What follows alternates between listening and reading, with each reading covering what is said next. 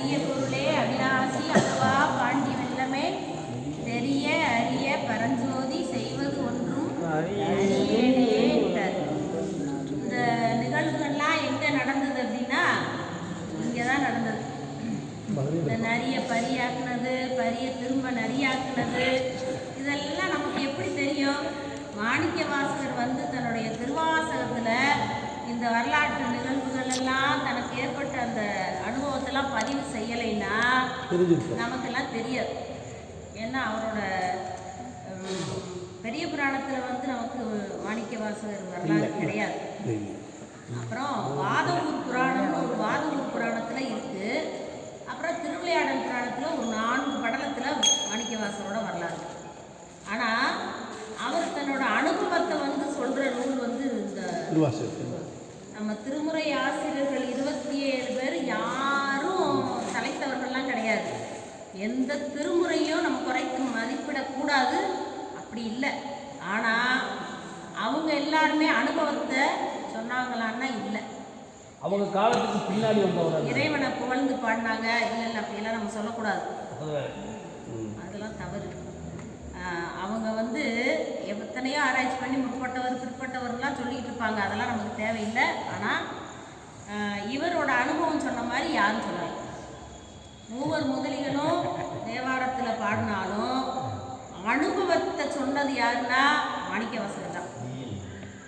எங்கேயாச்சும் தனக்கு எப்படி இருந்தது அந்த இறை அனுபவம் அப்படின்னு அந்த நூல்லையாவது யாராவது சொல்லியிருக்காங்களான்னா இல்லை. அவர் சொல்கிறார், மெய்தான் நரும்பி விதிர் விதிர்த்து உன் விரையார் கலர்க்கு என் கைதான் தலை வைத்து கண்ணீர் ததும்பி வெதும்பி உள்ளம் பொய்தான் தவிர்த்து உன்னை போற்றி சய சய போற்றி என்னும் கைதான் நெகிழ விட உடையா என்னை கண்டுகொண்டு. தனக்கு என்ன அனுபவம் உள்ள நிகழ்ந்தது அகத்துக்குள்ள என்ன நடந்தது, தனக்கு எப்படியெல்லாம் இருந்தது இறை அனுபவம், அவர் ஆட்கொண்ட போது எப்படியெல்லாம் இருந்தது அப்படின்னு சொன்னது வந்து திருவாசகம் மட்டும்தான். ஆமாம், செழுக்கமல திரளன நீர் சேவடி சேர்ந்தமைந்த பழுத்து மனத்து அடியாருடன் போயிரு யார் பாடி. ஆமாம், அதாவது அந்த அடியார்கள்லாம் வந்து போயிட்டாங்க சாமி கூட, மேலேருந்து கைலாயத்துலேருந்து வந்தவங்க எல்லாம் போயிட்டாங்க. இவர் மட்டும் போக முடியலை, நெல்லுன்னு சொல்லிட்டார் சாமி. அதனால தான் அவர் வந்து அந்த வேதனை பிரிவு துயரம்தான்.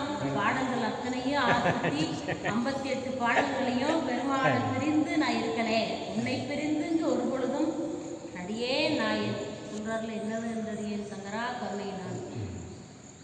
அதனால இந்த பாடல்களையெல்லாம் நம்ம உணர்ந்து நெகிழ்ந்து கண்ணீர் வரணும்.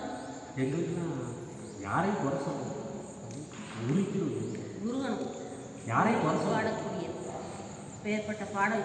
அது மட்டும் இல்லாமல் இது எந்த இடத்துல இன்னைக்கு வந்து பாடியிருக்கோம்னா இந்த மாணிக்கவாசகரோட அவதார இல்லம். நம்மளுக்கு 4 ஆச்சாரியர்களில் நமக்கு சரியை கிரியை யோகம் ஞானம்னு 4 நெறிகளை சொல்லக்கூடிய ஆச்சாரியர்கள் 4 பேர். அந்த 4 பேரில் நமக்கு ஞான நெறியை காட்டக்கூடியவர் மாணிக்கவாசகர். அவருடைய அவதார இல்லத்தில் வந்து பாடியிருக்கோம். இதுக்கு முன்னாடி நாங்கள் வந்து பாடியிருக்கோம், ஐயா அவங்க ஏற்பாடு பண்ணி. அப்போ வந்து இந்த அரங்கமெல்லாம் இல்லை, அரங்கம் இல்லாமல் நம்ம அங்கே வந்து பாடியிருக்கோம். அதுக்கப்புறம் அரங்கம் வந்த பிறகு போன ஆண்டு வந்து பாடினோம் இதே தேதியில். இப்படி நமக்கு வந்து அரண்மனை அறக்கட்டளை நமது ஐயா தியாகராசன், பவானி தியாகராசன் ஐயா வந்து ஆமாம் சிவபெருமானால் தனக்கு பணி செய்யறதுக்கு தேர்ந்தெடுக்கக்கூடியவர். எப்படி மாணிக்கவாசகரை வந்து தேர்ந்தெடுத்து ஆட்கொண்டு பணி செய்ய வச்சாரோ அதுபோல பவானி தியாகராஜன் ஐயாவை வந்து நம்ம பெருமாள் வந்து தேர்ந்தெடுத்து வச்சுக்கிட்டார் அரண்மனை. அதனால தான் அரண்மனைக்கு ஒரு அறக்கட்டளை. அவர் வந்து பார்த்தீங்கன்னா 4 அது மாதிரி நாவுக்கரசரோட கரையேறி விட்ட குப்பம் அதை வந்து திருப்பணி செய்திருக்காங்க. அப்புறம் பார்த்தீங்கன்னா திருநாவலூரில் சுந்தரமூர்த்தி நாயனாரோட அந்த இல்லம் அவதார இல்லத்தை உள்ள வந்து கருவறைக்குள்ள நமக்கு சுந்தரமூர்த்தி நாயனாரும் அந்த வெளியில் பிரகாரத்தில் போனீங்கன்னா அவருடைய வரலாற்று நிகழ்வுகளுக்குள்ள போயிட்டு அப்படியே வெளியே வந்த மாதிரி இருக்கும். கைலாயத்தில் தொடங்கி கைலாயத்திலே முடியும். சுந்தரமூர்த்தி நாயனார் வரலாறு பெரிய புராணம் கைலாயத்தில் தொடங்கி கைலாயத்தில் தான் முடியும். அவர் எதுக்காக கைலாயத்தில் வந்தார், என்னென்னலாம் செஞ்சார், திருப்பி எப்படி கைலாயம் போனார், அதெல்லாம் நீங்கள் அப்படியே பார்த்துட்டு இருந்தீங்கனாலே அது வந்துருக்கும். அந்த மாதிரி அற்புதமாக செய்திருக்காரு. உத்தரகோச மங்கையில் திருப்பணி பண்ணியிருக்காரு. சம்பந்தர் மேடுன்னு அந்த திருஞான சம்பந்தர் வந்து அப்பர் எங்குற்றார் அடியே எங்குற்றேன்னு அந்த பல்லக்கு தாங்கி வந்து அந்த திருப்பணியை இப்போ வந்து செய்ய போகிறாரு. அது மாதிரி நிறைய திருப்பணிகள் வந்து செய்கிறாரு. அவருக்கு வந்து நாம் எல்லாருமே உறுதுணையாக இருந்து, அது ஒரு ஆப் இருக்குது, அது 100 ரூபா அந்த இது வந்து எல்லாருமே குடும்பமான வரைக்கும் நம்மள் பங்கும் அதில் இருக்கணும், நம்மளோட பங்குன்னு சொல்லி அனுப்பணும். அந்த மாதிரி வந்து நமக்கு இந்த இந்த தளத்தில் வாரியார் வர்றாரு. வந்து என்ன பண்ணுறாரா, அவர் வந்து சட்டை போட மாட்டார், நம்ம ஐயாவை சட்டை போட மாட்டார். வந்து கடன்னு உருண்டாரா வெறும் மேனியில். ஐயா என்ன சாமி என்ன இப்படி உருள்றீங்க அப்படின்னு. மாணிக்க வாசனோட பாதம் பட்ட இடம், அவருடைய திருப்பாதங்கள்லாம் இங்கே பட்டிருக்கும். அதனால் அந்த தொகுல்கள்லாம் என் மேலே படணும்னு அப்படி உருண்டாராம். அப்பேற்பட்ட ஒரு இடத்துல வந்து இன்னைக்கு படிக்கிறதுக்கு நமக்கு மிகப்பெரிய வாய்ப்பு. அது மட்டும் இல்லாமல் அந்த பக்கத்தில் திருமறைநாதர் கோயில் இருக்குது, மாணிக்கவாசர் வழிபட்ட தலம்.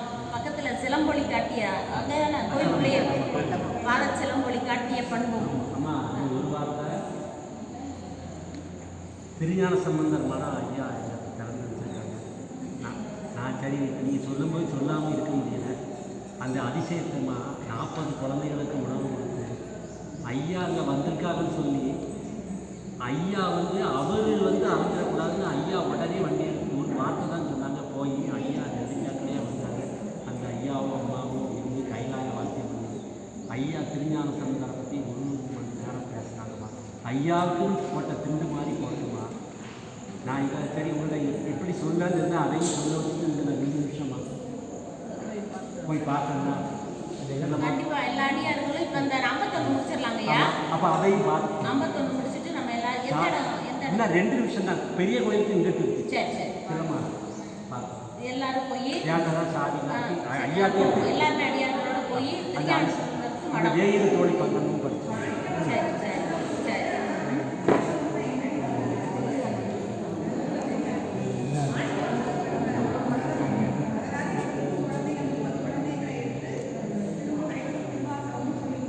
உணவு கூட எந்த பிரதிபலனும் பாராமல் 30 குழந்தை இல்லை, அது எவ்வளவு போகுதுன்னு தெரியும்.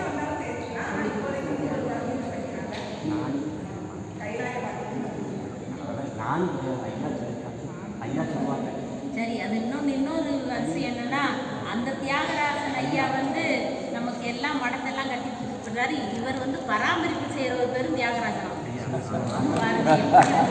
இதெல்லாம் ஆமாம், ஐயா சொன்னாங்க என்னோட பேர் தியாகராஜன் தான். ஐயா சொல்லுவாங்கம்மா, 500 கோடி ரூபா பேங்க்ல இருக்கு, 5000 ஏக்கர் இருக்கு, இன்னும் நகை அப்புறம் நகை இருக்கு, வேற ஒன்றும் புண்ணியம் ஒன்று இல்லையே. ஐயா சொல்லுங்க, அது கேட்டுட்டீங்கன்னு நினைக்கிறேன். வேற ஒன்றும் இல்லையே. இல்லை மனுஷனுக்கு உணவு பணம்லாம் வேணுமா, இது வேற ஐயா சொல்லுவாங்க. என்னெல்லாமோ இருக்கு, அது இருக்கு, இது எதுவுமே கூட வராது, வேற ஒன்றும் வேலை எதுவும் கூட வராது. நீ செய்த பாவமும் புண்ணியமும் தான் வரும். இன்பம் துன்பம் அதுதான் நமக்கு. பாவத்துக்கு ஏற்ப புண்ணியத்துக்கு ஏற்ப இன்பம் துன்பம் தான் வரும், வேற எதுவும் கூட வராது. அதனால தான் அவர் வந்து உற்றாரை யான் வேண்டேன், ஊர் வேண்டேன், பேர் வேண்டேன், கற்றாரை யான் வேண்டேன், கற்பனம் இனியவே குற்றால தமத்துறையும் புத்தா உரைகளுக்கே கற்றாவின் மனம் போல யாரும் வரமாட்டாங்க. அப்போ வந்து யார் வருவாங்கன்னா குற்றாலத்தில் இருக்கக்கூடிய பெருமான் மட்டும்தான் அவர் வரக்கூடாது. அதனால தான் அவரை பாடியிருக்காரு. ஐயா 3 நாள் தேனியில் வந்து அம்மா கூட எல்லாரும் அடியார்கள் அப்போ நம்ம போகும்போது பார்த்து சரிங்க. இந்த வாய்ப்பை நமக்கு இந்த பெரிய வாய்ப்பை நல்கிய அரண்மனை அறக்கட்டளை இந்த அதிசயத்தை உள்ளவங்க தியாகராஜன் ஐயா அவர்களுக்கும், பராமரிப்பு செய்யக்கூடிய நம்ம ஐயா அவர்களுக்கும், மற்றும் இந்த மகராஜன் ஐயா அவர்களுக்கும், கலந்து கொண்ட அடியார் மக்கள் அத்தனை பேருக்கும், எல்லாம் வல்ல அங்கேற்கண்ணியுடனாகிய அளவாய் சொப்பநாத பெருமானுடைய அந்த அளப்பெரும் கருணை, அந்த கருணையினால தான் இன்றைக்கி வந்திருக்கோம். அந்த பெருமான் வந்து நம்மளை தேர்ந்தெடுத்திருப்பார். இத்தனை பேர் தான் இங்கே வந்து படிக்கணும் அப்படின்னு. அம்மா அவங்கெல்லாம் கேட்டு அவங்கள வந்துட்டாங்க. ஆனால் மிகப்பெரிய வாய்ப்பு. இந்த வாய்ப்பை நல்கிய அந்த அங்கேற்கண்ணியுடனாகிய அளவாய் சொப்பநாத பெருமானுக்கும் அடியார்களுக்கும் நன்றியும் வணக்கத்தையும் தெரிவித்துக் கொண்டு, எல்லா வளங்களும் எல்லா நலன்களையும் வருமாறு விண்ணப்பம் வைத்துக் கொண்டு நம் அச்சோபதியத்தை பாடி நிறைய செய்வோமாக.